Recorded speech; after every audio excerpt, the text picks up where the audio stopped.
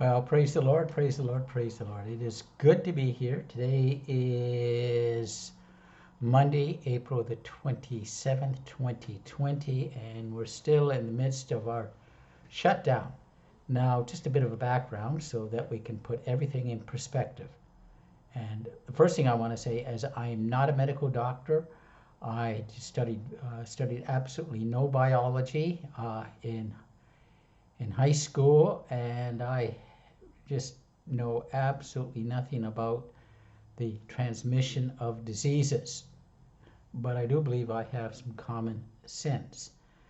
Now, on last Wednesday, my wife was tested for the Wuhan flu. Let's call it what it really is. It originated in Wuhan through some type of experiments that were conducted by the Chinese government. We'll just leave it at that. And she tested positive. And we live in a 2-bedroom apartment with our granddaughter.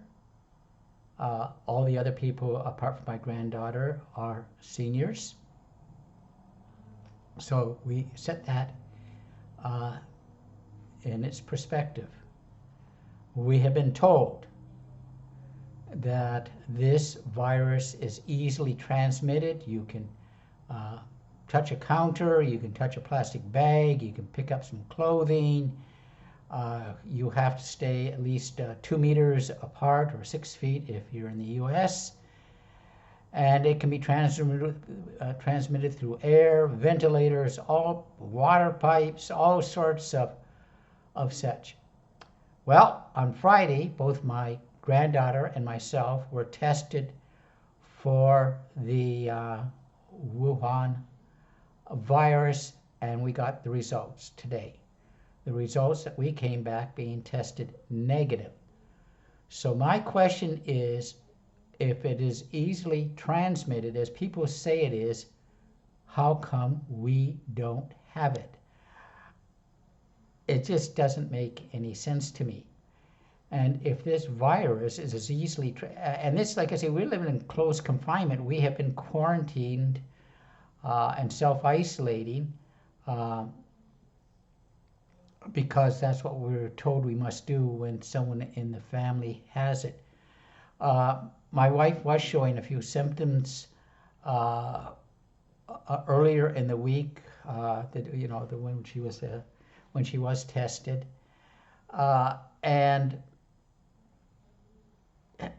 I would think that, like I say, if this was easily transmitted, both myself and my granddaughter should have the virus.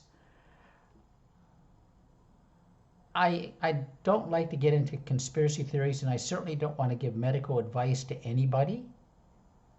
I have heard topping up with vitamin C, lots of vitamins. I think vitamin C and vitamin D are very helpful, but we don't have it. And what I don't understand is because why aren't a lot more people? Why do not a lot more people have this virus if it is so easily transmitted as it is? Now, my wife is 70. She's in good health, and her only symptoms were basically that she had a bit of a cough, a cold, and a runny nose, like any other cold that is out there. I guess my question is basically, again, is, at least I don't, are we getting the whole story? And is this being blown way out of proportion, more than it should be? Obviously, when you have a virus that you really don't know how to deal with, you do need caution. But I'm beginning to wonder whether or not there is some overreaction. I fully acknowledge that in senior buildings and in long-term care facilities, there has to be a great deal of caution, because where this virus seems to really wreak havoc is with with the elderly. But again, I'm going to be. My wife is going to be 70 on the tomorrow on the 28th. She's going to turn 70, and I'm going to be 74 on the 24th of May. So, and I don't feel any. I don't feel bad. I feel okay. Anyways, these are just a few observations about the Wuhan flu, and this is so you all have a great day, and thanks for watching.